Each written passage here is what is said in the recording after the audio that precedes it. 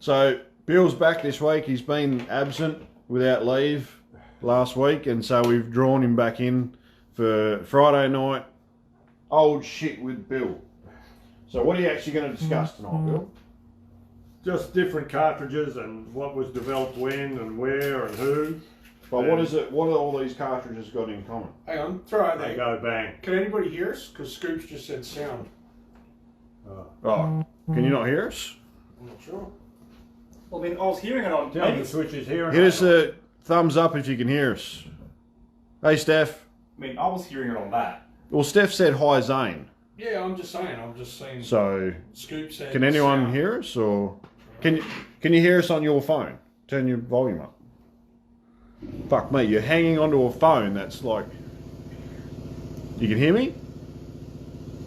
Doesn't come through the phone. Are you going to be a dickhead the whole time? Yes. Okay, Some people are saying they can hear you. that's what. Sound I'm is trying- it fine doesn't since matter Joel. if- So it's just scoops. That's what I'm trying to figure out. It's just scoops, so no one cares. Alright. All right. Oh shit with Bill. So what have these got in common? They all go bang. There's something else they've got in common, isn't there? They all run faster than Zaine. Yeah, they all run faster than Zaine. They might be fat boys, but It's they're a all faster it's a than Teddy Zaine. Catani. Teddy, happy birthday for yesterday, mate. Yeah, happy birthday. 65. He's nearly retired. Oh, That's not a bad. Yeah, thing, is right. it? 65. 65, Teddy. Dinkum. Yep. God, he doesn't look a day over 35. Bye, Ross. See you, Ross. Bloody sycophant. Catch you, Ross. Turn the compressor off, says Pete.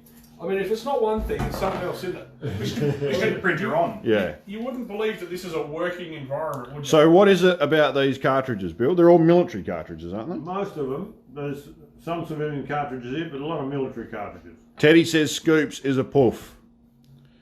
I'm not going to disagree with you, Teddy, but I'm going to say that there's going to be a bit of hate thrown back at you as well. So most of them are military cartridge or... I'd just like to point out, to do with these military cartridges, most of them were developed either in the late 1890s or early 1900s.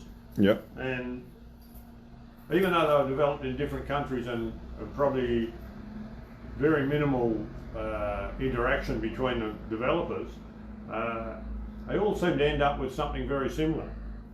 All right, so how are we going to go through all this big selection? Well, we'll leave that out of it because it's a machine gun cartridge. There's quite a few of these were chambered in machine guns, though. Sorry? Quite a few of these were chambered in machine guns. True, yeah, but that was developed as a machine gun and not for a bolt action rifle. So it's not a small arms caliber Yeah, not a small one. in the contemporary sense. Yeah. But what is that? What have you just put aside? So that's 50 BMG, That's a 50 BMG Browning machine gun. Browning machine gun. It was developed by John Browning. Just didn't quite make it to the First War, but saw extensive use in the Second War and still being used today in various conflicts. And apparently the only people in the world still making 50 BMGs are Israel. And God knows why they want them. What, rifles or ammo? Ammunition and HB, the 50 BMG HB. Oh, the actual heavy barrel, Yeah, heavy barrel machine guns. machine guns. Yeah, okay. Yeah, they use them a lot. So the Yanks do. That's And like that we was still an use them. interesting thing. Pardon? We still use them, don't we? But Oh, not yeah, the original yeah, Browning design. American. American, right. and we use them. Yeah, lots of countries still use them. But a bit like the 1911 45. Call out if anyone can recognise anything that's laying on this sheet. The when the Second World War finished, the American Army never built another 45 caliber 1911. Yeah? No, they had enough in stock already. It lasted them for years. Till when? Till they took the Beretta on in mid 90s, was it? No, earlier than that. Well, because Colt was making 1911s. Yeah, but they'd never made them for the military. The Oh, for the military. yeah, Ah, the okay. American military had bag loads of them. Yeah, okay. Yeah. No, but all these cartridges here are military cartridges. 3006 So tell us a little bit about 3006. was developed very early 1900s. 1903 it came out in their Springfield rifle as a 3003. The 30 caliber 1903 it was came out. And And wow, it won 2 world wars there, didn't it? Came in late to 2 World Wars. Well, we don't talk about that anywhere else. This is for my Yank friends out there. Yeah, all for your Yank friends that you pull the That's fish it, out of. yeah.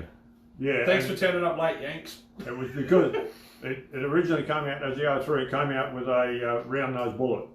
Was it much heavier Not than unlike that. Yeah, it was like a 210 grain or Yeah, something like yeah, that. right. The round nose one, Yeah. 200 200 grain. grains of nuts And then smashed. Michael Ow. Cubis is watching. Hey Cubis! Then, I hope Cubis tuned in to Naya TV, otherwise he's a bit of a sellout, isn't he? Yeah. Okay. the Tunes in to watch Beaten Friday Night Well, Live. it's but- because he's not watching Essendon and lose then tonight. because the Yanks were a little bit late getting to the party, the Poms and the Germans and everyone was developing Spitzer bullets, the pointed bullets. In 1906, they came out with the 3006, which was a pointed bullet, and to this day, it's still made that way. That's the 8mm Lebel, the first military smokeless powder round for their Lebel rifle. Quite an innovation in when it came out in the late 1890s. Well, it's got that double paint because it came from like a 10.4mm or something, didn't it? I can't Or the remember where it 11mm was cartridge. developed from, but it's And they wanted to use the bolt from something else, and It wouldn't works. surprise me because it was the French were a bit like the British. They never threw much away, and they just developed a rifle that they had to take that particular cartridge. Works really well when you're running away, apparently. Yeah. Oh, that's nice. There's the Germans developed the first off they developed the 7mm Mauser. No, that's not it. Sorry. God, I haven't got one. Yeah, I handed you one out of my collection. Oh, I'll put that in my back pocket. well, we've got 7mm Mauser here. What's that? 7.5 by 55. Yeah, Well, it's a shiny one. No, I handed you a 7mm Mauser out of my collection. I must have left it out there. Ugh, but not lost it. 7mm Mauser used by bag loads of South American countries. Mexico was one renowned user of the 7mm. They even built like a not a miniaturized but a compact Mauser 98 to take this particular cartridge because it didn't need to be as long as the original big large ring Mauser 98. They built a shorter one. It has all the features of the 98. It's just shorter, small ring, and very I'm effective. wondering where's the smell coming from. They make nice nice compact custom rifles for No, I things smell like food. 22 250 and 243 and so on. Then So we get on to 7x57 was invented first, and then 8x57. yeah, an 8x57 came out in 1888 as 318 bore diameter, and then one of the mysteries of the universe, the Germans later, a little bit later, decided to change the bore diameter to 323. So if you just happen to own a very old Mauser rifle you need to check the bore diameter. The later ones were called the J bore, is that right? That's right. 323 was a Yeah, I J think it's bore or something like that. That's what it's been interpreted as in the rest of the world. Yeah, 7mm Mauser, 8mm Mauser, very effective cartridge. I think So the 8mm Mauser came before the 3006. Yeah. And what's the base, the head diameter on a 8x57 cartridge? 12mm, 12mm. Yeah. And what's the head on a 3006 cartridge? 473. 12mm. So why did the Yanks do that deliberately? Did they just rip off the Germans? Oh no, they wouldn't have done that. No. Why wouldn't the Yanks have made it like half inch or something? No. You know, Because the Swiss made theirs half-inch. Yeah, I know.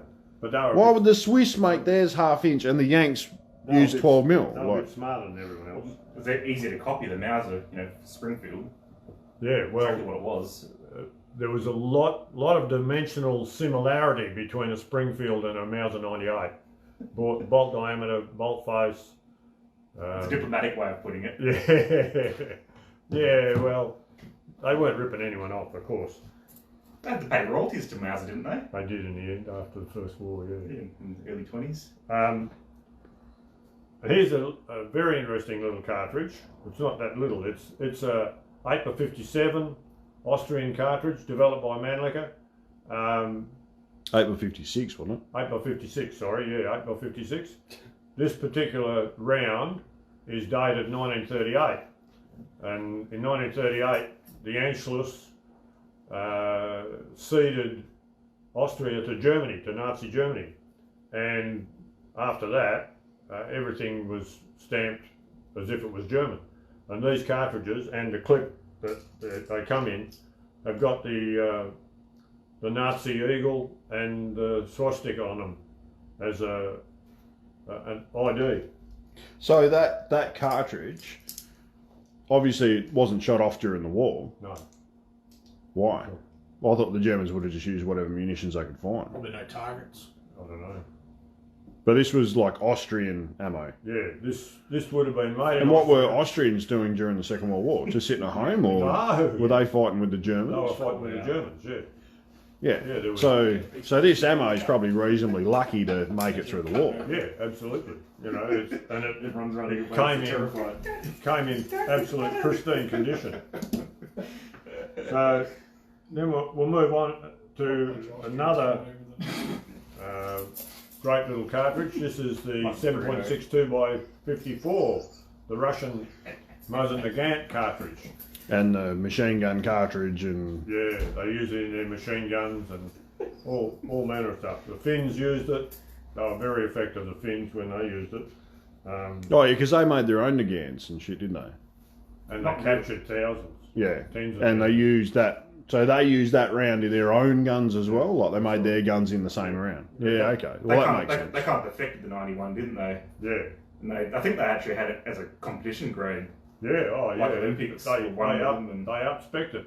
New barrels and World-renowned Seiko, even back then, Seiko was a company manufacturing and repairing arms. Seiko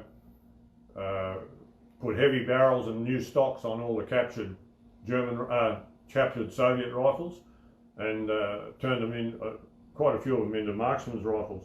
And they, I don't think Seiko would probably be fucking writing that on their on their About Us page on their website. I think they'd probably be quite happy to fucking pretend that never happened. Back when we started, what we did was we just repurposed captured. I mean, they've got to start somewhere. Captured Russian shit. Yeah. Like, Not what'd you do? only that, We rebarreled shit. Like, Not only that, but they also got a whole bunch from the Spanish Civil War as well, didn't they? oh, I wouldn't have a clue. Because they went Your with history's Mausers in the obviously end, better than mine. Because the fascists won, yeah. and the Republicans, all the Republican supplied stuff. There's the the Finns bought a lot of it. They, I reckon we're going to have to do a.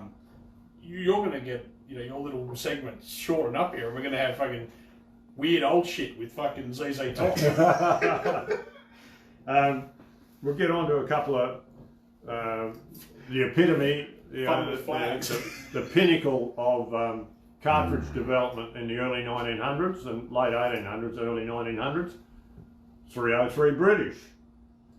Oh, fantastic. Now you can't go past that as a cartridge. You fucking can, and everyone else since has.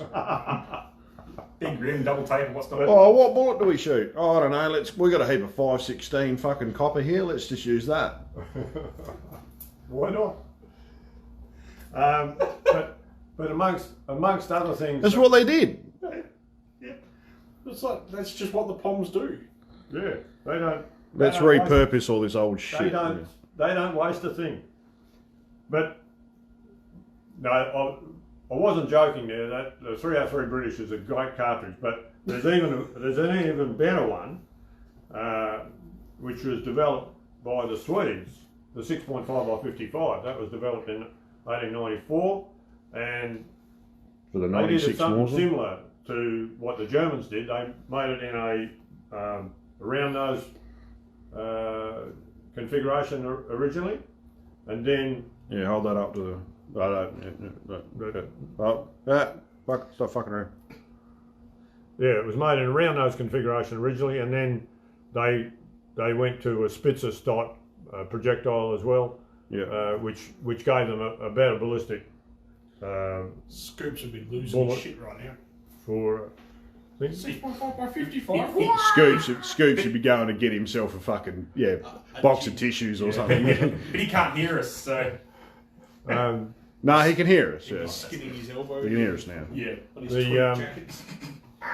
But there were other 6.5s made as well. This is a 6.5 by 52 Carcano. Oh yeah! Woohoo! Made famous by the late President JFK.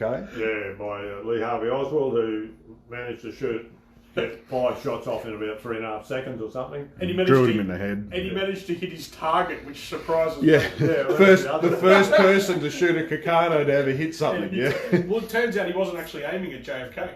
he's probably aiming Just an accident. for the guy on the side of the road that was there to assassinate JFK. Oh, here's my chance to shine. Didn't they pull the piss out of that on Family Guy? Oh, probably. It's like, now it's time to be a hero. Misses and drills the president. Bad luck, eh? got your Arasaka there? Sorry? Got your 6.5 Arasaka? I haven't got any Arasaka ammo, which is a darn shame because the Japs shot it all off, mongrels.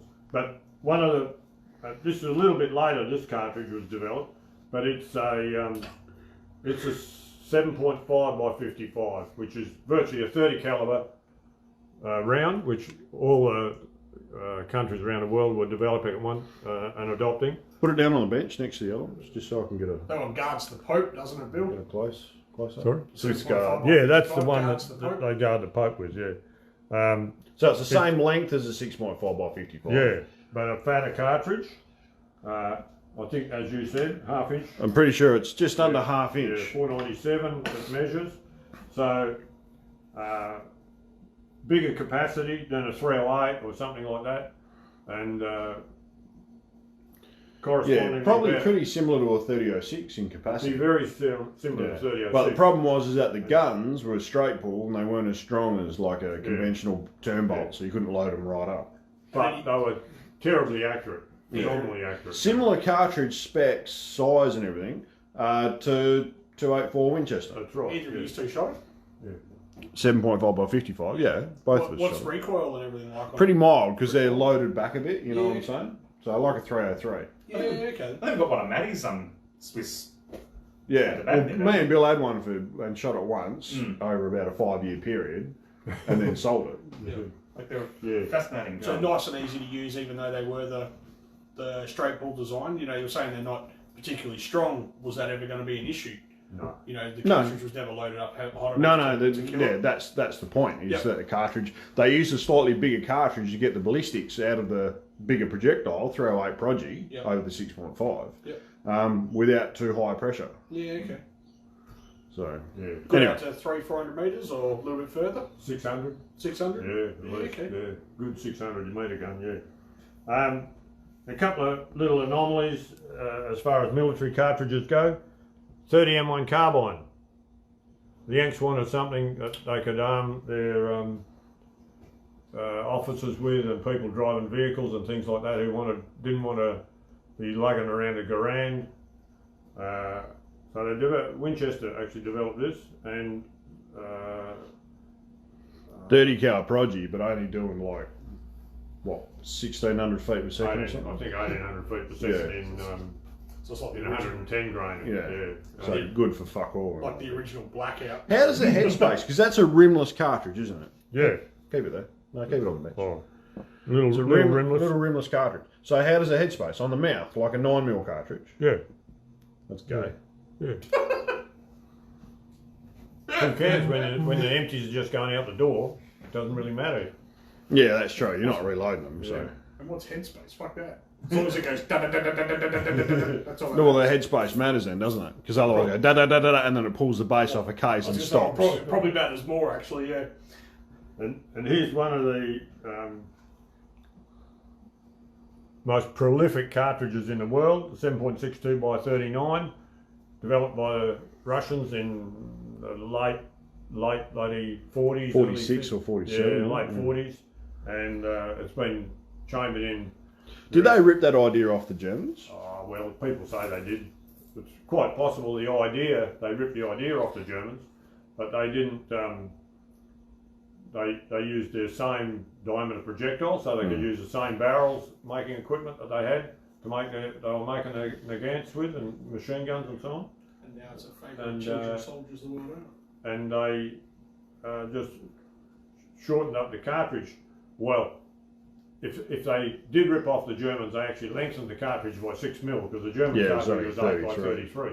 Wonder what the diameter of the 8 by 33 is though at the base, because that's only 440,000. Those ones, they're smaller than 308 case. Yeah, but the Ask anybody out there know what the pretty sure the German case. Yeah, I could look it up in the German case was 12 millimeter.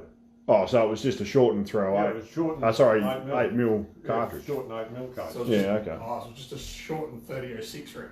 Yeah, shortened 3006. Yeah. Well, no, the 45 ACP was a shortened 3006. Yeah, we'll get there. You being serious or? Yeah. It's the same head size, 45 caliber. 45 Is it? Colt. Yeah. 45 ACP. Right. So why are we turning 303s into fucking 45s then? We should be turning 3006s and shit into 45s. What 3006s? I don't know. Anyway. Colombian Mausers. Yeah. And here is one of the latest versions of a military cartridge. 5.7 by 25, I think, isn't it? 28. 28. Yep. Who can tell us what that's from? Out there. Yeah. That's Was a cartridge made for a certain purpose? yeah, made for a certain purpose. For light full auto or select fire carbine. Made to go through a ballistic vest or some shit. Supposedly go through a ballistic vest. The 4.6 round, which is the same case but neck down to 182. Yeah. That was made to go through a ballistic helmet. Oh yeah. Ooh, It's only a tiny little that'd be project. hooking though. No, well they are, but they don't do fuck all. Or if you're on The other side of Germans the helmet. chambered it in the MP7, which is what the corrective services have. But I reckon if you're on the other side of that helmet, you wouldn't be real fucking impressed. No, dead right. It'll give you a nice little head. Yeah, the 5.7 FN pistol. Jake, you correct? Jake got the As well as the P90. Yeah. It's a machine gun. Well Yeah. done, Jake. Just a little bit extra. Go on. We'll run through. These are, other than that, these are all 22s. Now we have, supposedly 22. That's a little, what they call a Rook Rifle. It's a 297-230 it's called. It fires a little lead projectile around about 22 caliber. They were used as training rounds in Lee Enfield rifles. They had a Parker rifle tube that fitted up through the barrel of a 303. That sounds fucking a bit weird. Eh? That sounds a bit weird. Yeah. Why don't they just screw a fucking barrel on it? See if you get a bit No, closer. so you could use your 303 to practice shooting 22 ammo. No, right. Yeah, you get it it was closer? really, and they made a short and a I don't long know if it'll version. focus if I get closer, that's Oh, all. okay. And I don't know why, but they made a short and a long version of it. You could shoot it in the same barrel. They're both centerfire, Yeah, which is unusual. Well, for a small cartridge like that. And here we have, which very few people would be aware of, 22 extra long. Now this predates the 22 Magnum by a long time. I'm just going to move over a little bit. It was made to be a little bit more effective than a 22 long, which is that. And then there was what we shoot nowadays, 22 long rifle, which is fractionally longer than this one again. It fits in between these two, our ordinary 22. There's a 22 rat shot. That's a 22 Flobert. Fires a little ball bearing, lead ball bearing. It was used as quite often in Europe in the early 1900s, late 1800s, in galleries where they had little shooting galleries. Alright. And it was quite a little parlor gun type thing. Yeah, that's right. And they had little single shot rifles and single shot pistols to entertain the ladies with. And that's just a blank, a Flobert blank. 22 Magnum, and there's another interesting 22 caliber. That's a 22 Winchester Auto, 1903. They were just coming into smokeless powder, and Winchester wanted to make a semi-auto 22 rifle. All the 22 ammo that was available being manufactured then was still in black powder, and they didn't want to have black powder crapping up the action on their new gun, so they developed a new case, and they load it with smokeless powder. It's bigger in diameter, so it won't fit in an ordinary 22 rifle, and it was good enough to function relatively crude in today's engineering, a relatively crude 22 semi-auto rifle. Just a couple of other ones. 22 Hornet, which is was also a development from a black powder rifle, black powder cartridge to a smokeless cartridge in about the 1930s. Winchester again developed that into what it is today, a 22 Hornet. A smart little round, quite good for shooting small game. There's a 218B, which was again developed by Winchester to use in their lever action rifles to give people who wanted a lever action, because people in the US hadn't heard of bolt actions up until then. They were a newfangled thing.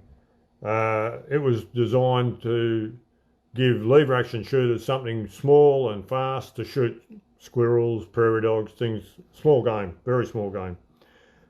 There's a hangover from an earlier time. That's a rimfire, but it's 25 caliber.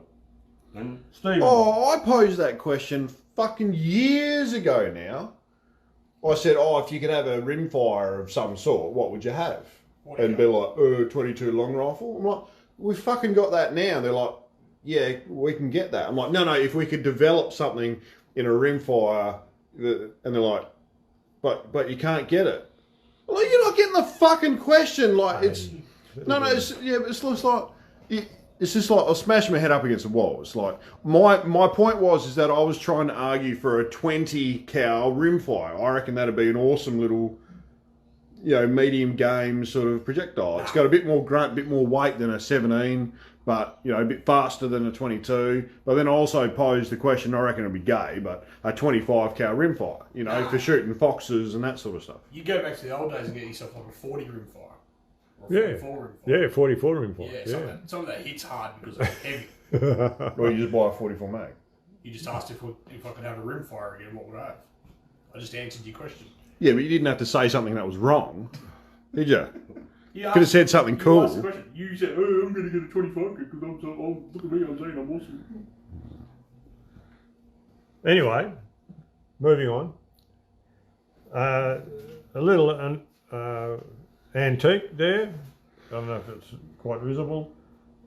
A little pin sticking out the side of it. These were pinfires. They're a bit dangerous nowadays if you drop them on that pin. They go off, do they? Can quite often they go off. Yeah, don't. It's pointed right at you too. That would have been gold if that had shot you in the guts. Hit it with a fucking thing. But would have been the best thing that they happened. were used in revolvers and even single shot rifles. The British made them. This particular one is made by Ely. It's 9mm, funnily enough, and but you had to be particular when you were loading your revolver because the pin had to go into a little slot in the side of the cylinder in the chamber so that the hammer could come around and strike it right on top of the pin. Why, when they were making that, could no one think, maybe there's a slightly different design. Maybe we could tweak this a little bit to make it not such a pain in the ass or dangerous. Did anybody else then know that question was coming from Zaine? Yeah, it's when like, he went, well, it just, nobody. just the stupidity of people just amazes me. It was like the late 1840s that we were talking The about. predictability. They're still people. Yeah, but they were using percussion guns and flint guns. The predictability of stupidity is easy. Just here is like a little display of British cartridges. 455, well, in a Bulldog it would have been, revolver, Enfield revolver, or Weatherby, Trent maybe. This is a slightly shorter version. The Brits were funny, and lots of countries in the world are funny in the way they name their cartridges. And I believe this 455 Bulldog was quite a popular cartridge, and they decided to upgrade it and make it a bit more powerful. And they called it a 476. It was exactly the same bloody cartridge. Yeah, right. Except it was more powerful. It had more powder in it or something. Right, 22 more powerful. 21 more powerful. Yeah. But, yeah, just typical of the time, they made big fat cartridges because they were depending on energy. Big fat projectiles. Big fat projectiles to shoot people and game and things like that. And it wasn't until later, in the 1900s, up until the 30s, that they started developing smaller diameter projectiles. High velocity. They also didn't have the powder.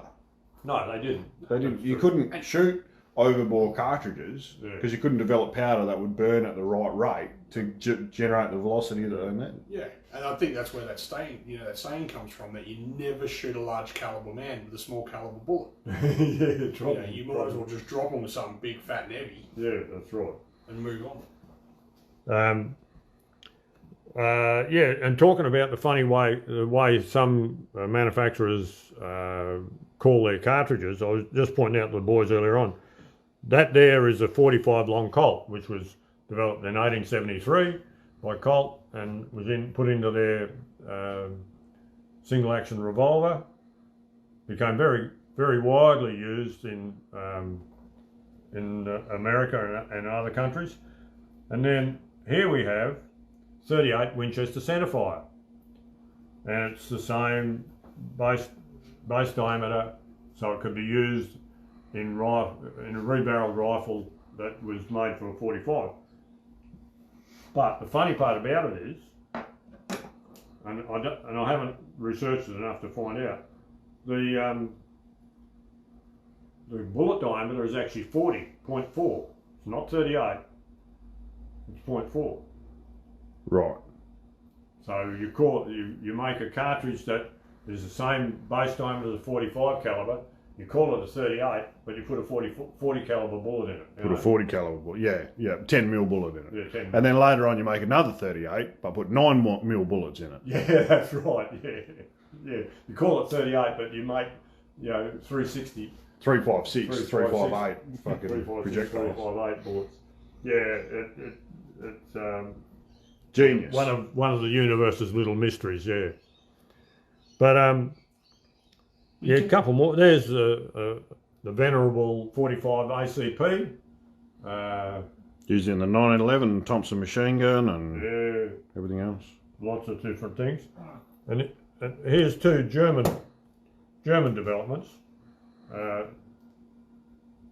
7.62 Parabellum and a 9mm Parabellum. 7.65 Parabellum, isn't it? 7.65, sorry. 7.65 Parabellum and a 9mm Parabellum. Same case length. No, they're not. Very slightly different. Yeah, that's 19, of course. Yeah, and that's 20, 25. No, 21. That's wrong. Yeah, right. 7.65. So what was that shot through? Mauser. Oh, the C96 that we were talking C96, about. yeah. That was just your standard sort of 32 caliber pistol, wasn't it? Really, yeah, it's about what it is. 30, supposedly. 7.65 is 32. Yeah, it's what 007 uses to slot. Yeah. No, he uses 25 caliber, didn't 7.65. He was using. He's Walther. he? 6.35. He's Walther. No, 7.65 because he holds the gun up to the head of that Russian dude What movie in are we the talking thing. about? One with Pierce Brosnan. Oh, that wasn't Tomorrow a real, Never Dies. Or? That wasn't a real Fuck off. 007 movie. He started out using 25. Why? Other than the 'Cause- fact it's called Pierce 007. Brosnan. Pierce Brosnan. Yeah. Oh, that's the answer. Because Pierce Brosnan. That's it. 007 was played by Pierce fucking Brosnan. He was a great He 007. was not. One of the most popular movies was GoldenEye out of the whole 007 Because franchise. It came out on Nintendo.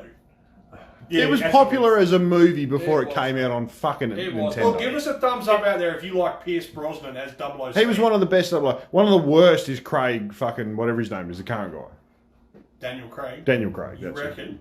He is. He's shit as 007. Nah, the worst one was The guy who played it like for Lazenby. one. yeah. Yeah. That's him. Yeah.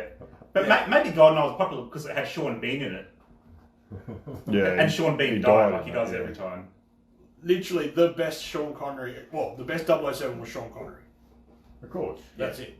Yeah, but that's you can't just. Yeah, okay. No, you can't. No, Sean Connery was one of the best. Yeah. No, he was the best. And And I Pierce, saw a thing on him now. and Pierce Brosnan was right at the bottom of it. No, he wasn't. He was kind of like the shit you get on the bottom of your shoe. Shut up, Trent. I was listening. Yeah, to him. I'm thinking more like the dregs at the bottom Lazenby, of the bottle yeah. or something. George Lazenby. That's 007 Connery #1. Yeah. agreed. Well done, Nick. I just can't remember what I have noticed that you've left the But, 44 Magnum off there. It was Who used that in a military sense, though? What they didn't, they should have. You're supposed to do your research beforehand, Bill. Kind of. No. Why? I won't worry about We it. haven't done that. We haven't We'll done take that it any out. other What bullet? episode. We'll just throw it out. All right, what else have you got? And you're lucky last. Oh, the lucky last big pistol bullet, 50 AE. And who uses that in wartime? Nobody. Israel's. Israelis did. Oh, Israeli. Yeah. What war have they fought? Everything One since every 19 2 yeah years. since 1946. What, the 6-Day War against Egypt? Yeah, it did last long. I mean, it would have only lasted and 2 days everyone and I had the else. 50 80 then. All right, But just another little. I was going to move the as I was camera saying, slightly. There was lots of countries developing rifle ammunition around about the same time, and they all ended up with a very similar system of one sort or another. Scoop says that the best 007 was Clint Eastwood. Yeah. Two cartridges there. 310 Martini Cadet, 3220. One developed in America, one developed in the UK. Virtually identical. Very similar. We got a 310 there. Why don't we put them both in there and see if they both shoot? Nah. Jake said they used it in the Desert Eagle. The Desert Eagle. The Desert Eagle. Well done, the Desert It's Eagle. the profiterole eagle. Custard tart eagle. Yeah, Nick, I was just Wow. having a go, mate. It wasn't a silly question. It was. I offered a 4570 macropod. I offered him 4570. He's like, no. Didn't the Yanks get their ass whooped by someone shooting 7x57 and the Yanks had 4570s? They used to use it in there. Same on Hill, I think, in Cuba. Yeah, okay. Spaniards. Wasn't it like, Spanish Revolution? what were they using when they did the Philippines? Was it 30-40 Krag or was it? They had the Krag there, I think. Yeah. And that didn't last long either. Don't take that 7x57, that goes in here. Oh, yeah. Did we ever find a whiteboard marker? I need a red one, which is over there. He's big guy, It's over there.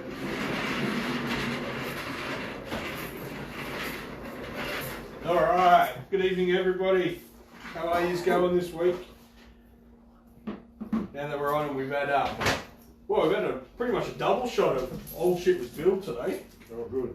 So Well, we missed out on him last week, and That was like 40 he hasn't minutes of build. disappointed this week. I needed 2 weeks to prepare for this one. Let him go. Then you need 2 weeks to recover from it. Yeah, that was awesome, Bill. Thanks very much, mate. It was good. Absolutely awesome.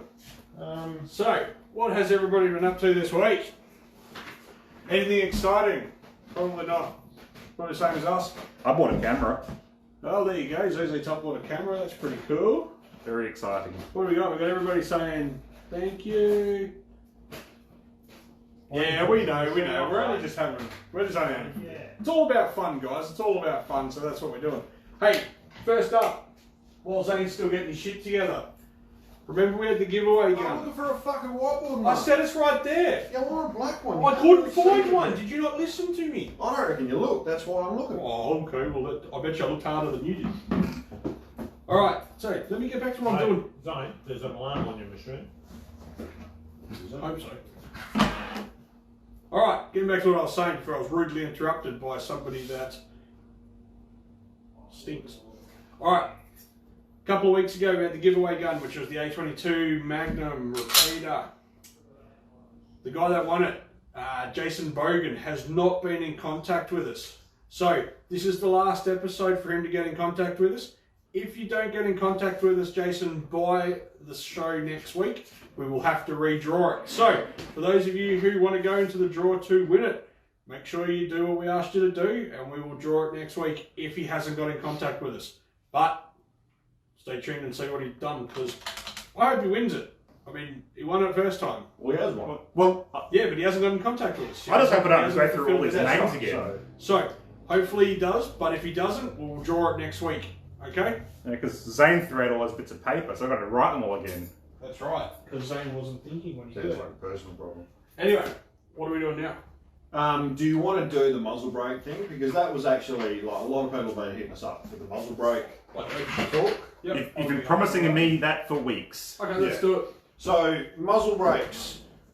Everyone's getting big on muzzle brakes. There's talk of allowing them at more gun clubs and that sort of stuff as well. Well, they are running the hunter class in a lot of different aspects now in different clubs, so that people can run a muzzle brake on their rifle and still take part in some of these competitions. Yeah. So that's a brilliant idea. I mean, Yeah.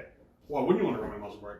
Because modern people thing. reckon they make them too loud. The guns are too loud, and it's awful for people around them. Guns and- too loud doesn't look like a problem to me. Yeah, Well, no, that's what a lot of the older. Yeah. But it's the older people, yeah. Yeah. It's the people who are stuck on. They're like, nah, we haven't used muzzle brakes for 40, 50 years. Why would we start now? And I reckon with the, back then they had just basic ear protection and stuff like that, where it If would have, they used ear yeah, protection, where it would have felt a lot louder, it would have seemed a lot louder.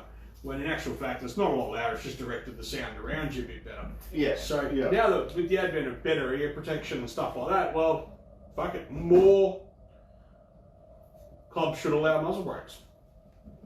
Yeah. When will suppressors be allowed? Never. So not a discussion that we're going to have tonight. Anyway. Yeah.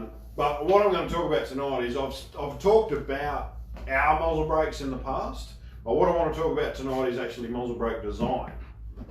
So why they work the way they work and stuff. Yeah, what they do, how they work, and my theory behind it, and none of it's really based on science. Most of it's anecdotal, like going out there and using different muzzle brakes and the different designs that I've done over the years, and using them and that sort of stuff. So give us a thumbs up as well at the moment if you're running one of our muzzle brakes. If you're running one of our muzzle brakes, this is obviously going to be a good information session for you on why Zaine's made yours the way he's made it. So give us a thumbs up so we know.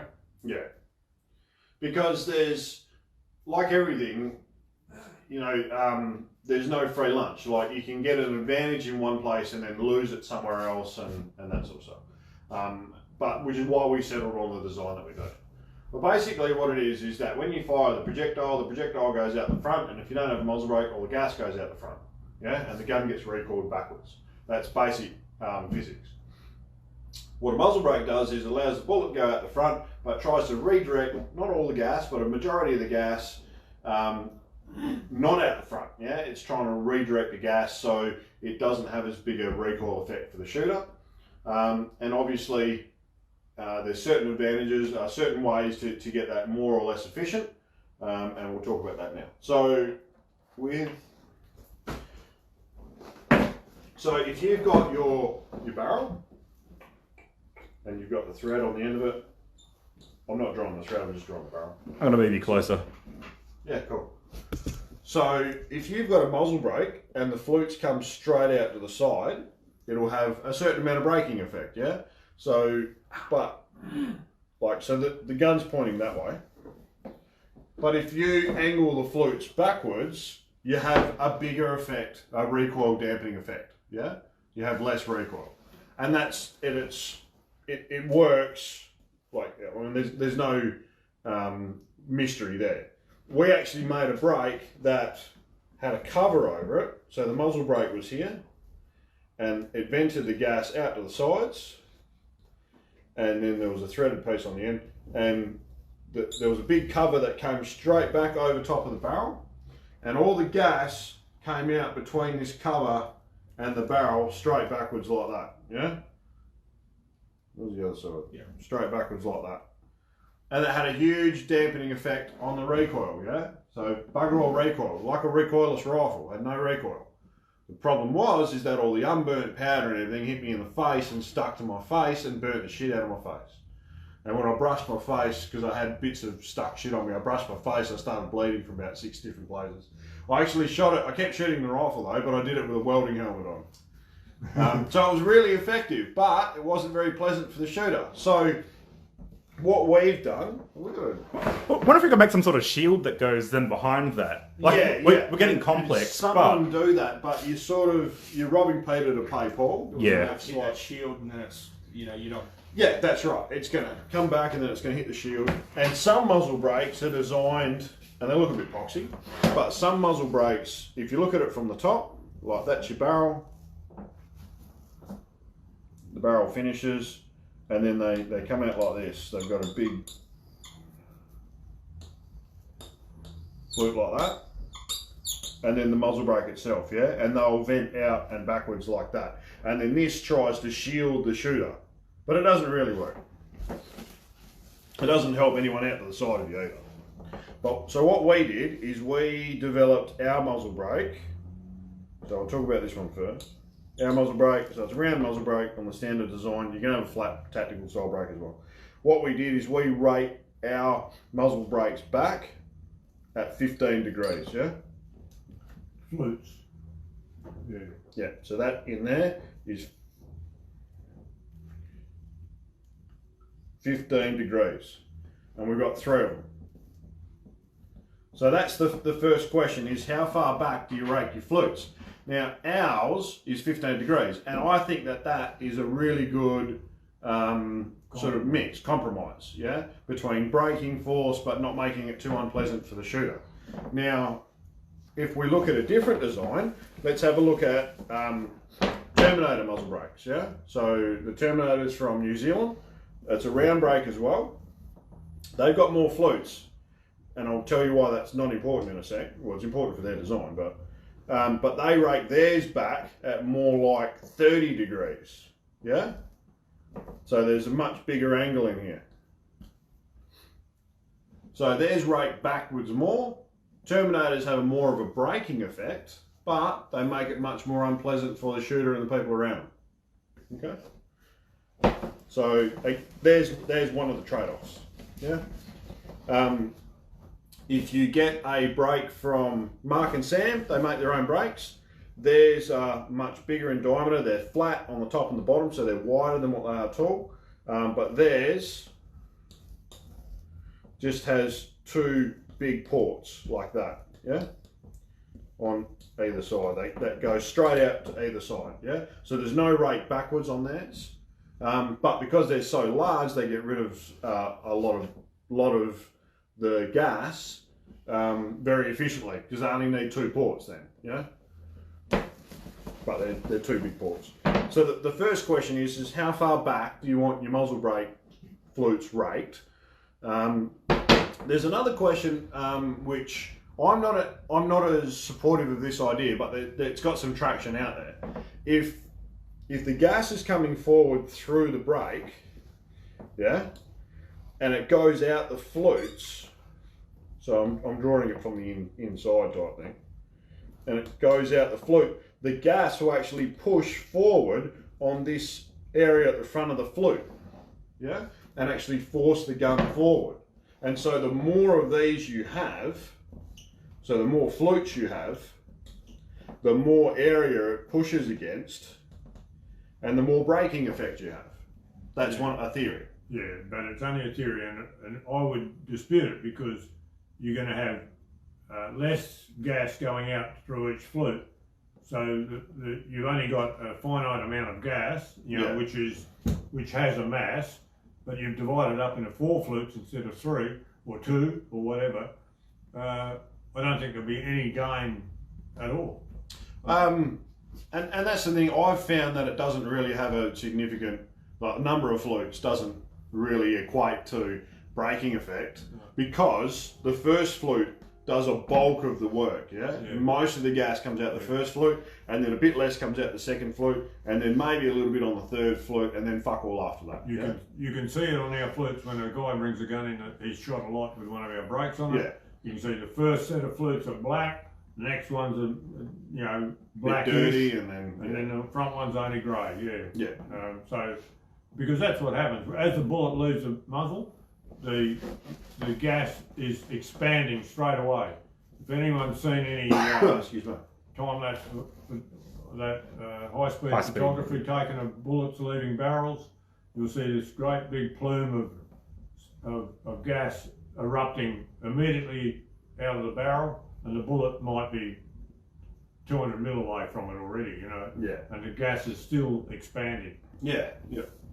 I'd really love to do some of that at the farm sometime, but it's a bit expensive. $100,000 camera. Bit expensive. The other thing is for the sake of the efficiency of the muzzle brake. So when we first made our muzzle brakes, we had the 15-degree flutes, 3 on each side, like I said before. But what we had was we just drilled a hole big enough for the projectile to go through, and then the barrel thread at the rear, so the barrel screwed up into here, yeah? And then we had the flutes on the side. And one of our clients had one of these and found that it was incredibly difficult to keep it clean because a lot of shit and solvent and everything get stuck in here. So then what we started doing is we started drilling out the muzzle brakes to the minor diameter of the thread all the way through, yeah? And what we did is we created this huge expansion chamber in here for the gas to expand into. And that actually increased the efficiency of our muzzle brakes really, like it increased it dramatically. To the point that the client who had one of the first ones sent us a video of him shooting the rifle and was amazed at just how little the gun moved when he shot it. So Nathan Griswold's just asked about the hole on the right side of the LA 105's brake. Yep. Would you like to talk about anti-twist? I can get to that. Yeah. Just wanted to suggest it. Yeah. The surefire brakes are the same. Yep. The All about recoil management. yeah, and we'll get to recoil management. Yep. Mainly, we're talking about the efficiency internally of the brakes now. Yep. But that big expansion chamber had a dramatic effect on the efficiency of the muzzle brakes themselves. And so I think the expansion chamber is a really good idea because it allows the gas to expand into, like, because without an expansion chamber, like I said, most of the gas goes out the first flute anyway. And without that expansion chamber for the gas to expand into so then it can get out, I really think it reduces the efficiency of the muzzle brake. Well, and it gives it somewhere to go. Yeah. You know, like you're not still then trying to force it out the same diameter hole at the front. And I don't want to talk about silencers or suppressors or anything like that because they are illegal and they're not going to be legal in WA or Australia, you know, unless for government use in the near future. But it's really handy looking at some of the muzzle brake design, the suppressor designs in America, and how they manage the gas, because they have to manage gas even better than muzzle brake That's right. to make them quiet. And what they do is they have an expansion chamber early on in the suppressor, and then they contain the gases in the front using by making passageways and all that sort of shit. Yeah. Yeah. I'm not going to say exactly how they do it, but under slow camera you can see that the gas expands into here and then it slows down as it travels through the front. Yeah. And so that expansion chamber for them makes them much more efficient. Well, and in reality on their guns, you know, a lot of them are you know, they utilise gas to actually make the gun operate, so they need to be able to contain that gas and make it operate the way they want it to operate. So, but now you're talking about ARs, so Yeah, that's yeah. a different thing again. so it's not really something that we're getting into. But yeah. one of the questions I did want to bring up, and I don't know what your take on it is, but is actual bullet velocity or projectile velocity. Yeah. Is there going to be a difference between a muzzle brake and a non-muzzle brake? Not enough to measure the difference. Yeah, okay. Yeah. So the variance in your velocity spread will be bigger than the variance due to fitting a muzzle brake. Now, technically, because of expanding gases, the projectile will keep accelerating until it's 15 calibers out of the muzzle. But the small amount of acceleration that it has over that relatively small distance, because only talking like 1.5 inches on a 30 cal, is negligible. You know, it's fuck all. So no, it's not going to have a dramatic effect on you. For anybody that was actually thinking that out there you go. There's the answer to that one. Yeah. So if we keep looking at muzzle brake design, and we'll talk about. So we'll move away from efficiency and we'll talk about recoil management, which is what Nathan was asking about. It was, yeah. So if you look at our brakes from the rear, that's our brake from the rear. What we actually have is we have a solid section at the bottom here. No, that pen's still fucking. Yeah, we need to make it a bit darker. Fucking told you. Yeah, well, Fucking told you. I can't make a pen just magically appear, man. I don't have one. You can't. So therefore, what do you want me to do? If we use a Sharpie and just slice it off later. I've got Bags of doing that. I have a permanent marker. Yeah, I've got permanent markers. I don't have anything else though. Oh, that's better. I've got a whiteboard marker. So the bottoms are solid, and then the flutes come in at a 15-degree angle in that dimension as well. You know what I'm saying? Well, there's a hole in the middle here. We had a blackboard. And that's solid, and that's solid. And that's so, this isn't doing it justice. And that's so the brakes don't vent out the bottom. Why don't you get one of our brakes from behind you and we can sort of show us? Yeah, I'll finish writing this. Yeah. So the gas will come out to the side. Try that. Is that a whiteboard marker? It can be. Whiteboard marker. Bill was hiding it. So that's solid. That's solid. Holes in the middle. So that's 15 degrees. So obviously that out there is 60 degrees, 60 degrees. 15 degrees, 15 degrees. So the gas comes out to the sides, like that. And it comes out the top. Yeah? So it doesn't stir the dirt up as bad.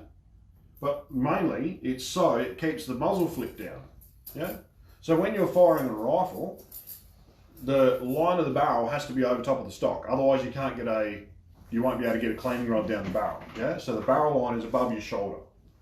And when the gun fires, the gun comes back, but then because it's above the line, there's a torque of the rifle that lifts the muzzle up. And by lifting the muzzle up, it creates a more felt recoil, yeah? Because that's what's important, it's what you're feeling. Perceived recoil. Yeah, and so to try and bring that muzzle flip down, we make our brakes vent out the top as well.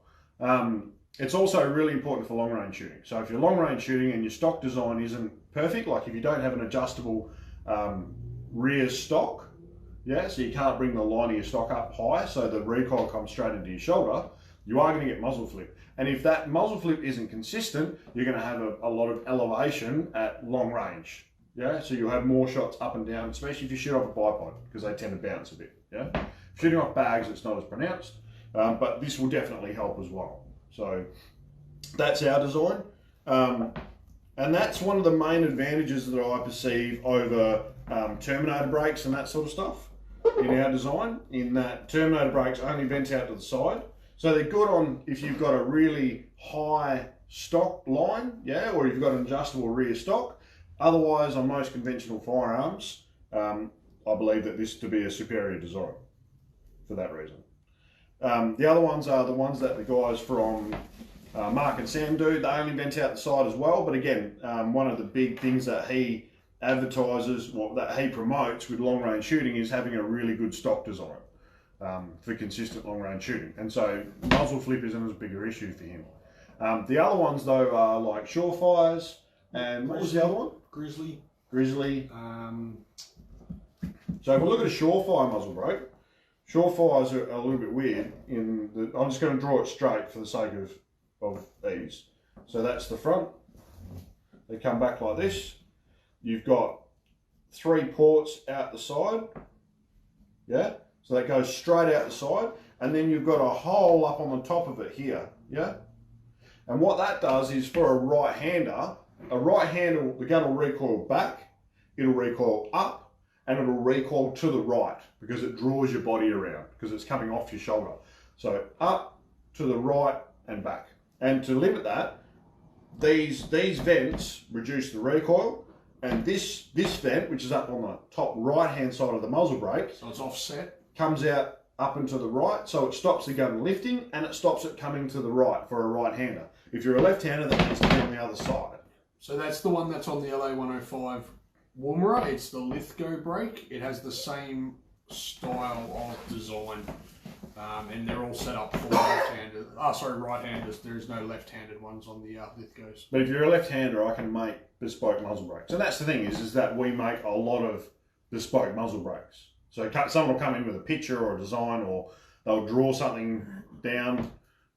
Like I got one the other day, and the person watching will know who they are. They wanted a muzzle brake made like this, but then they wanted like a thicker bit on the end that sort of looked like that, and it had a hole at the end. And he was dinkum, and he wanted the flutes in it to be at an angle like that, yeah? I can't make this shit up. Like, this is exactly what he wanted. And I said, dude, that's a dick. Like, you want a dick on the end of your gun. He's like, oh, yeah, I suppose it does. Because then I'm going to put a hoop on it, and we're going to put a set of truck nuts on the bottom as well. So when he shoots, they wobble around back and forth. But if you want a cock on the end of your gun, I'll make it. I'm going to get some truck nuts off eBay. Well, on both ends anyway. Yeah. And of course, we've got things like the Verney's brake up there, which just vents in all directions. Yeah, so the Verney brake is just square, tapers in on the barrel, yeah, and it's just holes. And the Weatherby Accu brake is the same. And the Savage, they make one.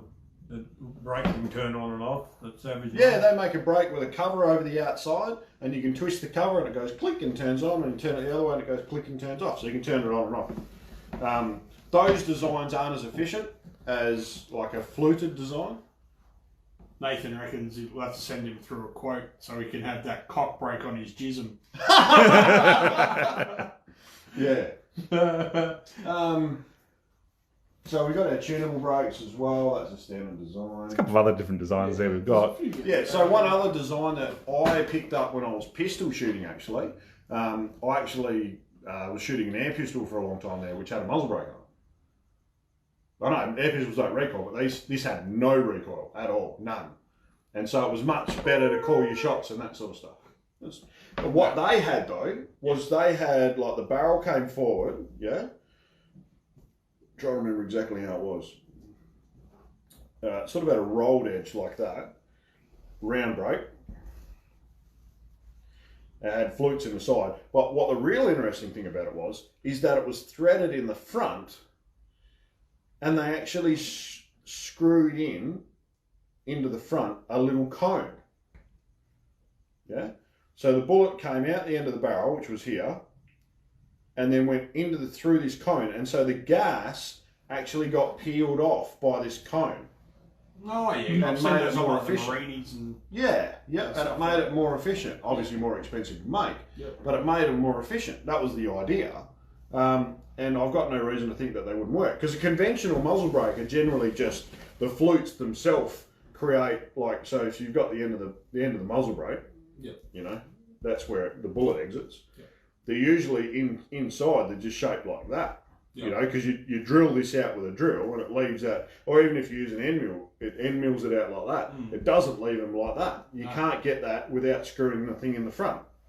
And that's, so that's a really smart design, but it adds extra time to manufacturing and all that sort of shit. And I could do it, but it's I just don't know whether any gains would be worth the fiscal investment the other side. Yeah, Pete, I've got a Cadex, the MX1 muzzle brake coming for another client. I haven't seen it in the flesh yet.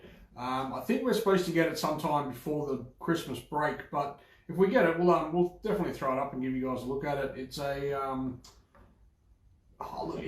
apart from it looking a bit wanky, I think it's fairly standard design. What does it look like? Oh, kind of like our tactical brake, but it's tapered sort of towards the front. Yeah, I know the one. Yeah.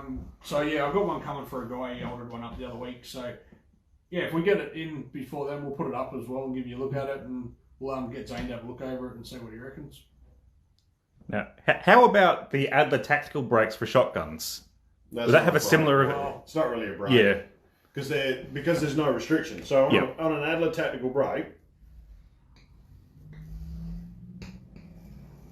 that's what they're shaped like, yeah? So the bore is this big. Yeah. It's not really a brake, it's just, it's got some holes in there. What it's made to do, there's holes around. What it's made to do is the chunky bits on the end, you push them up against the lock and then fire it. And now, because all the shit goes out here, it blows the lock out, but if the gas can't get out fast enough, it'll rupture your barrel. So these holes allow the gas to come out. Just give them somewhere to go. It's out like there, so it doesn't absolutely root the gun.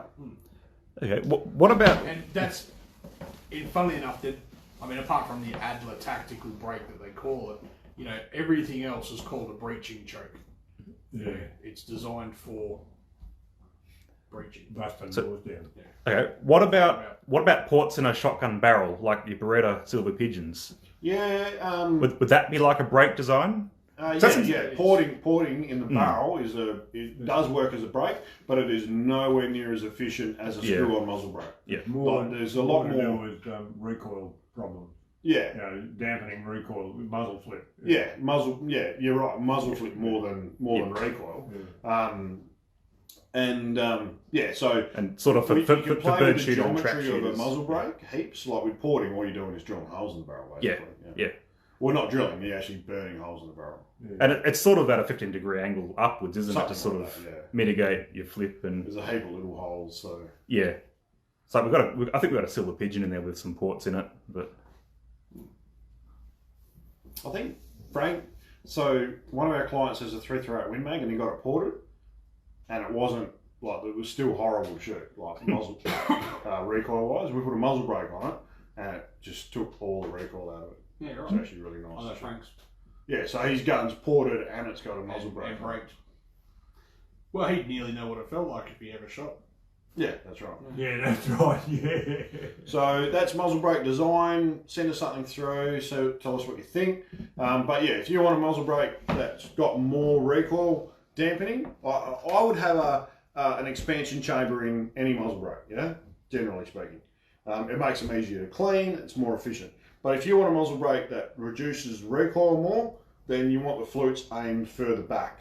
If you want a muzzle brake that's nicer for the shooter to use, then you want the muzzle brake flutes breaking straight out to the side, yeah?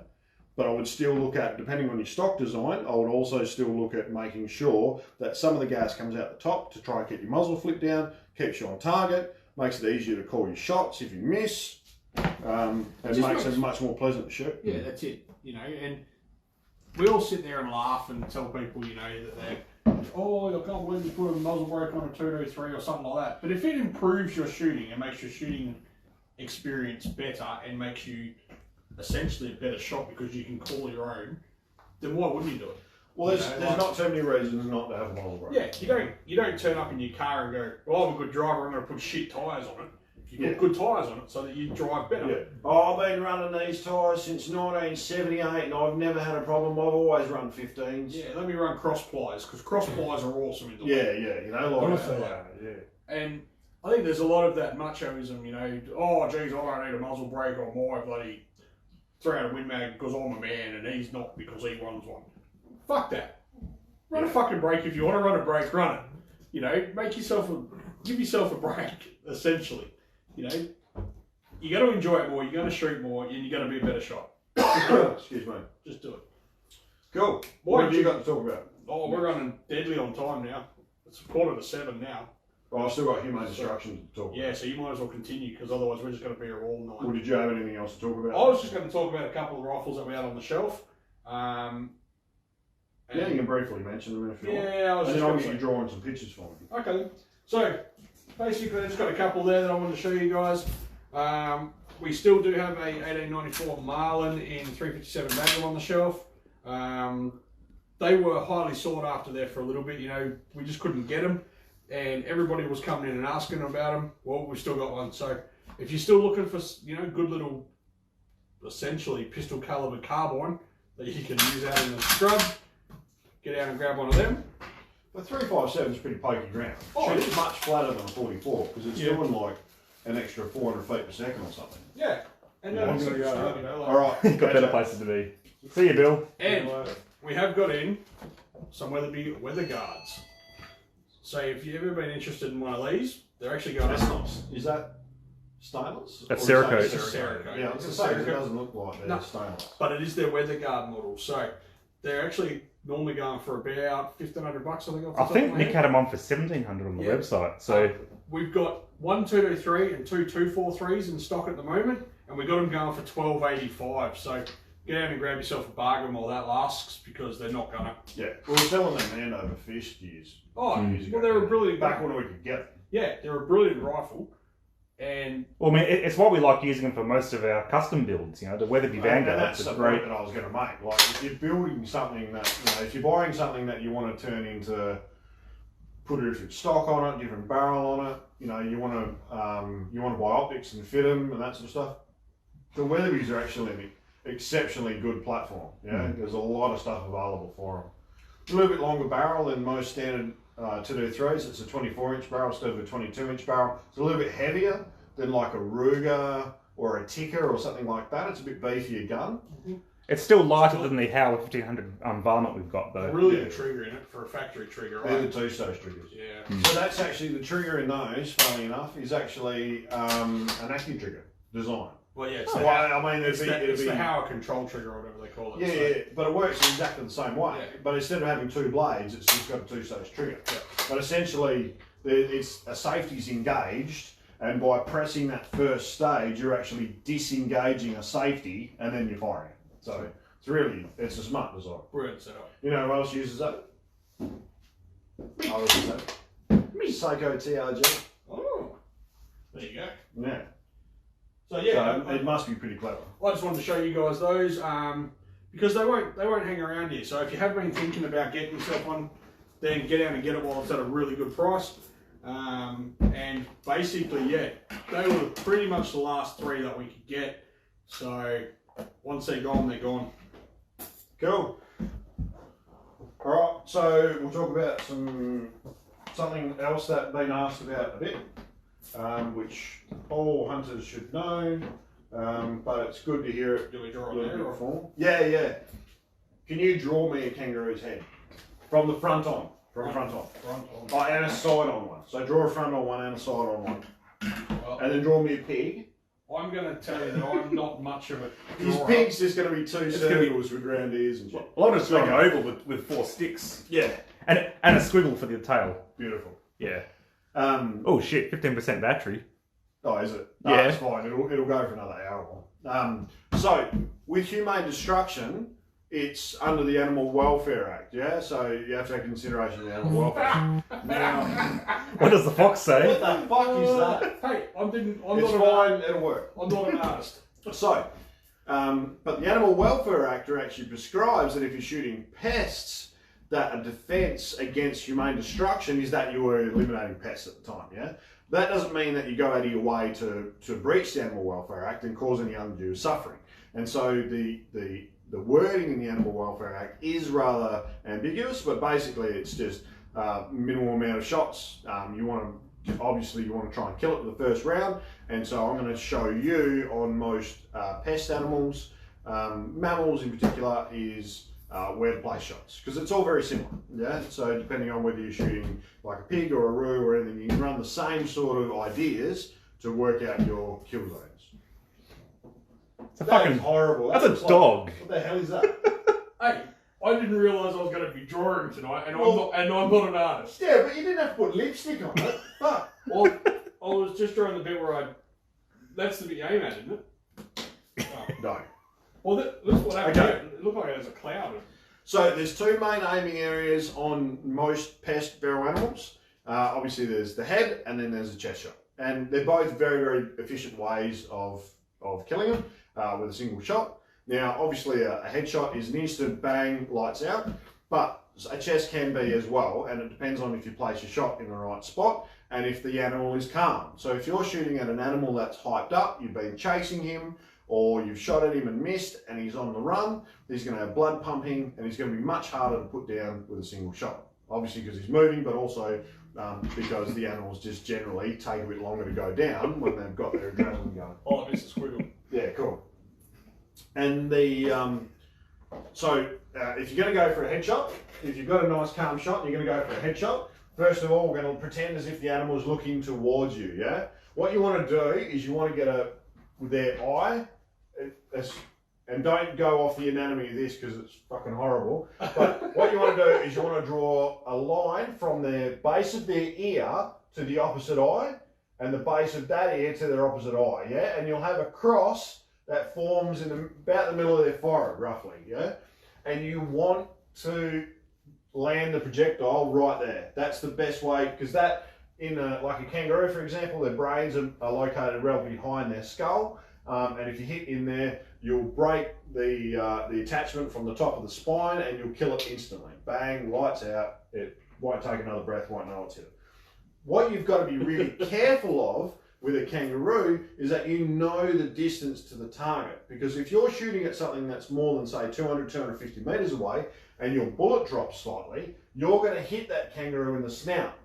Now it's really important that if you are going to be shooting kangaroos at further distance, that you choose a really good projectile, because if you use a projectile that's too fragile, it won't be able to get through all the fat and cartilage and shit in the nose of that kangaroo, and it's not going to be able to penetrate through to get to the brain box and knock it out instantly, okay?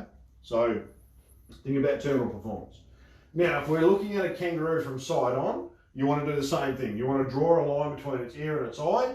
Halfway along between the two is the temple. That's where you want to place your shot, yeah? If you place your shot there, you'll hit it in the brain, and it'll go down.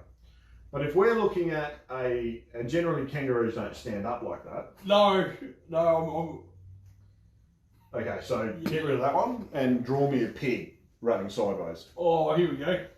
This will be fun. We'll get rid of that. Oh, you want me to get rid of the big stander as well? Yeah, get rid of it.